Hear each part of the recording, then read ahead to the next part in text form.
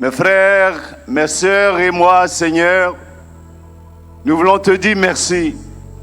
Toi qui nous accompagnais, ta parole nous a illuminés. Nous avons reçu des grâces, nous avions entendu des témoignages. Nous avons rencontré de nouveaux visages. Nous avons tissé des liens de fraternité, d'amitié. Seigneur, c'est tout cela que nous te disons merci pour toutes ces grâces reçues. Et les écluses des cieux sont ouvertes et nous avons reçu grâce sur grâce. Seigneur, louange, honneur et gloire à toi. Que ces grâces que nous demandons pour nous-mêmes rejaillissent aussi sur eux, et particulièrement nos frères et sœurs malades, et particulièrement nos frères et sœurs désespérés, et particulièrement nos frères et sœurs qui croient, Seigneur, que tu les as abandonnés et que tu les as oubliés, parce que nous savons que ta main n'est pas courte, et tu t'adresses particulièrement à ceux et celles qui ne cessent de dire dans leur vie, tout est bloqué chez moi, rien ne marche, mes affaires, mes activités professionnelles, c'est fermé, c'est bloqué. Ma vie sentimentale, c'est bloqué. Ma vie d'études, c'est bloqué. Ma recherche d'emploi depuis des années, c'est bloqué. Tout est bloqué chez moi.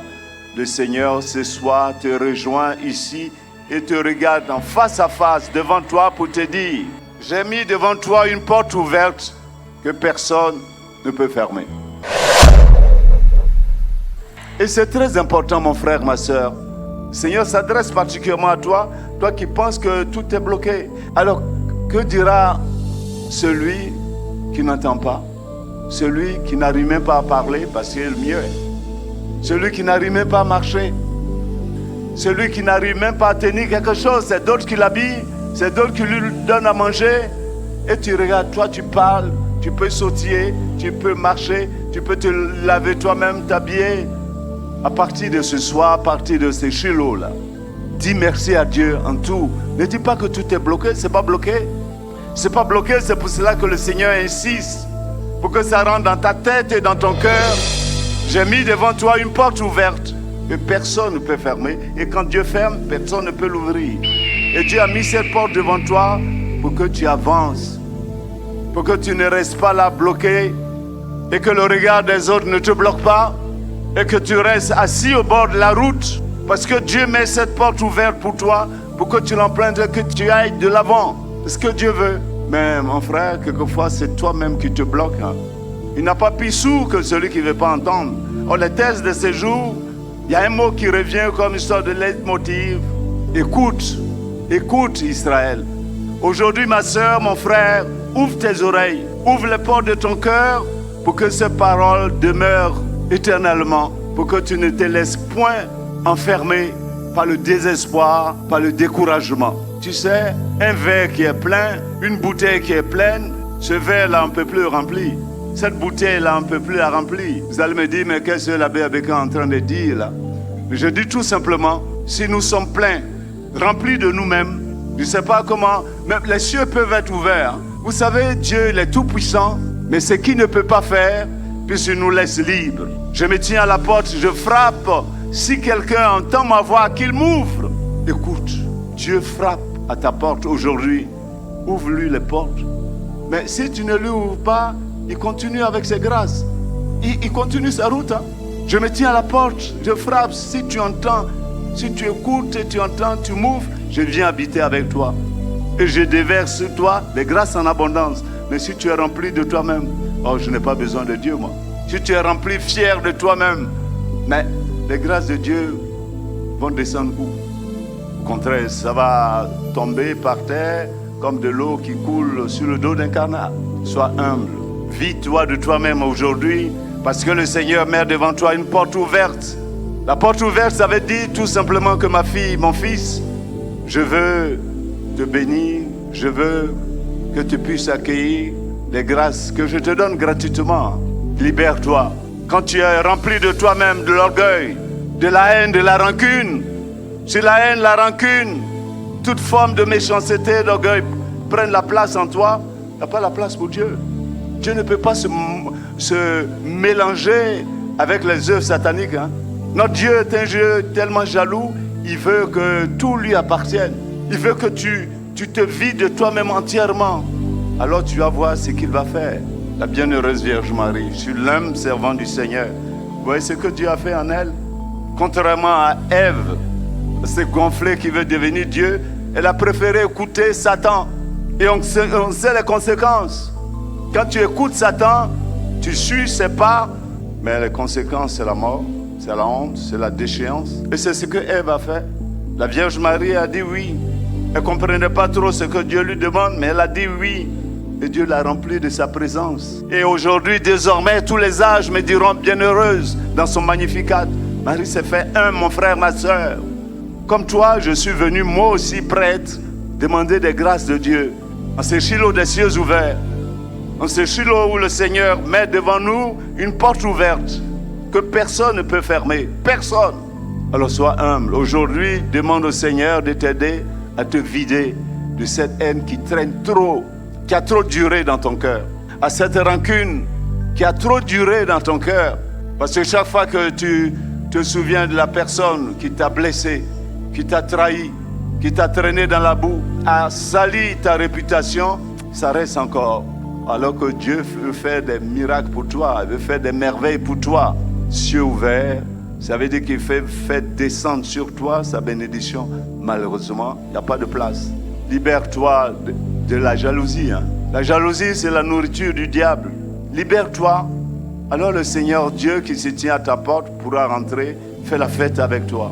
Et tu pourras témoigner de lui. Tu peux venir à 38 fois à Shiloh.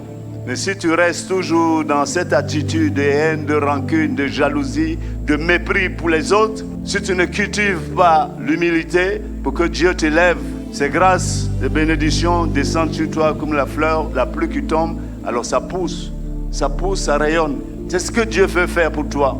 Et le thème, je crois que c'est l'Esprit Saint lui-même qui a inspiré cela.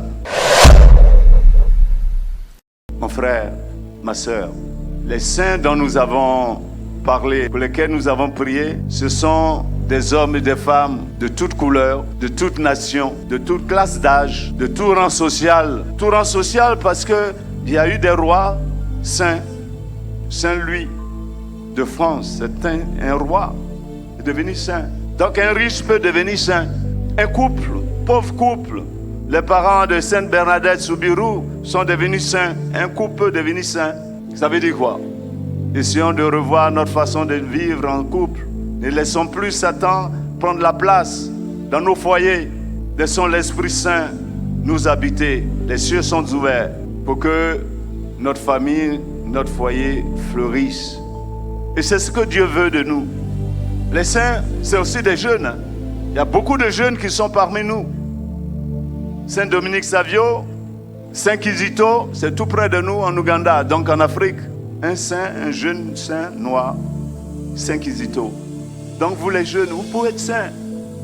Actuellement, un saint de 15 ans qui, à travers l'Internet, a essayé de faire la louange de l'Eucharistie, a essayé de montrer la grandeur de l'Eucharistie, son amour pour l'Eucharistie. Un jeune de 15 ans, Carlo Acutis, il est béatifié. Donc mes chers amis, vous voyez, les occasions qui nous sont offertes, c'est pour que nous puissions devenir un jour saints, nous aussi. Mais la sainteté, ça se vit déjà sur cette terre. Et c'est pour cela que je vais terminer en revenant à la parole de Dieu, surtout à l'Évangile. Le commandement qui peut nous rapprocher de la sainteté, c'est le commandement d'amour. Aimer Dieu plus que tout, mais aimer son prochain. Et là, vous avez les deux dimensions de l'amour et qui ressemblent à une croix. La dimension verticale tournée vers Dieu.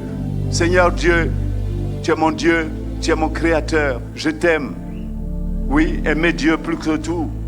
Mais ce n'est pas tout. On peut passer son temps à des Shiloh, Dieu je t'aime, alors que ton voisin qui est à côté de toi, tu le méprises. Aimer Dieu plus que tout, aimer son prochain comme soi-même. C'est très important, mes chers amis. Voici toute la loi qui résume l'Église, qui résume la Bible. Notre vie chrétienne est basée là-dessus. Aimer Dieu et aimer son prochain. Alors pour pouvoir aimer Dieu, il faut passer par le prochain que tu vois. Les blessés de la vie sont nombreux. J'ai aujourd'hui créé, depuis le problème, depuis cette question du coronavirus, j'ai créé une fondation qu'on appelle les Masques Blancs. Et je m'occupe des prêtres. Je pars avec des amis avec qui nous sommes dans ce groupe-là pour visiter, pour donner. Ça fait combien de fois que j'ai lancé des appels? Aidez-moi à aider ces pauvres prêtres. Voici un qui vient de partir. Monsieur Richard, nous on sait ce qu'il a fait. Seigneur, Seigneur, prends pitié. C'est lui qui a fait ce chant. Gloire à Dieu au plus haut des cieux. C'est lui qui a fait ce chant. Je crois en Dieu. C'est lui qui a fait. Seigneur Dieu, Dieu de l'univers, tu es saint. C'est Richard. Il a donné beaucoup. Et c'est à juste titre que notre Saint-Père lui a donné le titre de chapelain de sa sainteté. Richard a quitté cette terre. Je me rappelle très bien ce jour où nous avons été lui faire les dons. C'était comme pour nous dire au revoir. Moi, je ne savais pas. Quand on entonnait Seigneur Dieu, Dieu, il s'est mis à pleurer à chaudes larmes. Mais alors, à chaudes larmes, je ne l'ai jamais vu comme ça. Et quand on m'a annoncé sa mort, alors j'ai compris. Il dit certainement qu'il nous disait au revoir. Et ce chant qu'il a laissé à l'église, comme pour dire que je le fais à Dieu. Je dis merci à tous ceux et celles qui m'ont aidé pour l'aider. Parce que finalement, je comprends quand les gens ne répondent pas. Je dis, nous autres là. Donc c'est ce que moi je sais, ce que je vais devenir. Abékan à gauche, Abékan à droite, Abékan viens nous aider pour l'évangélisation. Abékan prie pour moi, je suis chauve, mes cheveux vont pousser. Abékan, aide-moi ici. Abékan, moi quand je vais prendre ma retraite, bientôt vieux là, bientôt.